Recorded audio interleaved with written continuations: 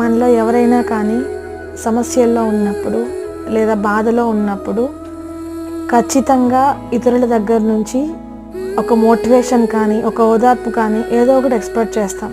అందులో తప్పు లేదు. నిజంగా మనకు సమస్య ఉన్నప్పుడు పక్కని వారిచ్చే మోటివేషన్, ఓదార్పు చాలా రిలీఫ్గా ఉంటుంది. కానీ ఆ సమస్యకి అది శాశ్వత పరిష్కారం మాత్రం కాదు, టెంపరీ మాత్రమే.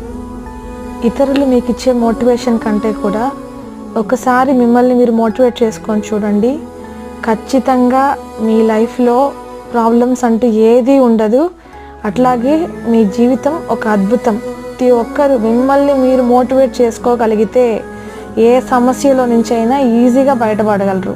కానీ మనకు కష్టమైందల్లా ఏంటంటే సెల్ఫ్ మోటివేషన్. అది కానీ మనం రీచ్ చేయగలిగామంటే అసలు ఇంకా వెనక్కి తిరిగి చూసుకోవాల్సిన అవసరం లేదు. All the best.